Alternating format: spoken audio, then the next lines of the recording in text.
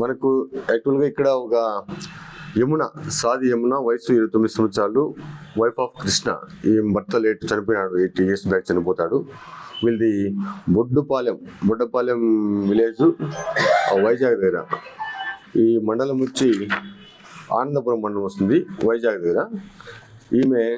ఈమెకు ఎట్లంటే ఈ పద్మ అనే ఆమె, సత్య అనే ఆమె, వీళ్ళు కూడా గాజువాక మండలము.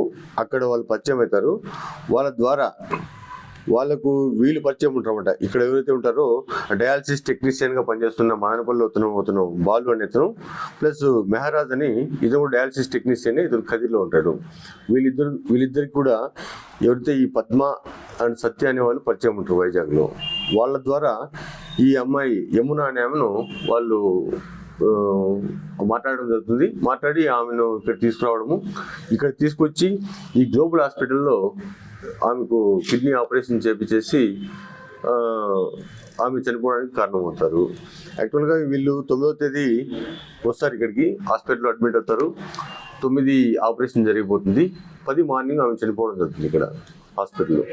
10 మార్నింగ్ చనిపోయిన తర్వాత ఆ బాడీని తిరుపతికి షిఫ్ట్ చేస్తారు.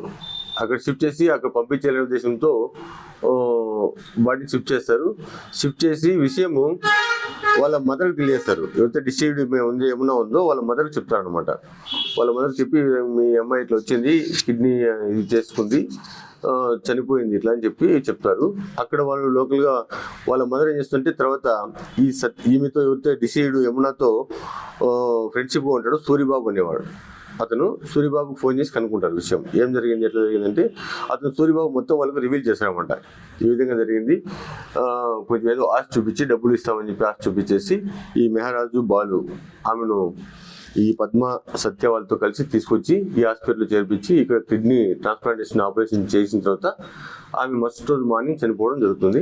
ఈ విధంగా చనిపోయింది, ఇక్కడ తీసుకొచ్చాము, తిరుపతిలో ఉన్నాము అని చెప్పి ఫోన్ చేస్తే ఈ డిసైడ్ వాళ్ళ మదరు సూరమ్మకు ఫోన్ చేస్తే సూరమ్మ అక్కడ వేరే వాళ్ళ ద్వారా మాట్లాడుకుని 112కు కాల్ చేస్తారు. తిరుపతిలో 112 కాల్ చేపించి తిరుపతి ఈస్ట్ పోలీసు వాళ్ళకు దృష్టికి వెళ్తుంది సమస్య. వాళ్ళ నుంచి మనకు ఈ ఆపరేషన్ జరిగింది ఇక్కడ కాబట్టి వాళ్ళ నుంచి మనకు వస్తుంది. మనము దీంట్లో విచారణ చేపడుతున్నాము. ఇప్పుడు సూరమ్మ అనే ఆమె, అంటే డిసైడ్ యమున వాళ్ళ మదర్ వచ్చింది, సూరమ్మ కంప్లైంట్ చేయడం జరిగింది. ఈ విధంగా ఈ కంప్లైంట్ మేరకు మనం కేసు రిజిస్టర్ చేసుకొని ఇన్వెస్టిగేషన్ చేస్తున్నాం. డెడ్ బాడీ వచ్చి యమునాది హాస్పిటల్లో ఉంది. ఆమెకు ఇంక్వెస్ట్ కనెక్ట్ చేసి పోస్ట్ మార్టం కంప్లీట్ చేస్తాం ఫార్మాలిటీ ప్రకారం. ఫర్దర్ ఇన్వెస్టిగేషన్లో మనం ఇంకా ఎవరెవరు ఉన్నారు, దీంట్లో వెనకాల ఎవరు ఉన్నారో మొత్తం అంతా బయట పెడతాం. నాకు ఇచ్చిన బేసిక్ ఇన్ఫర్మేషన్ ప్రకారము ఎవరైతే గ్లోబల్ హాస్పిటల్ దాంట్లో ఉన్నాడో ఆయన district coordinator of health services, hospital services Anjaneyulu గారు ఆయన, ప్లస్ మనకు ఎవరైతే డాక్టర్ బయట నుంచి వచ్చి ఆయన ఆపరేషన్ చేస్తాడు, ఇక్కడ చేయలేదు, బయట నుంచి వచ్చేస్తాడు. ఆ డాక్టర్ పేరుగా మనకు రివీల్ కాలేదు.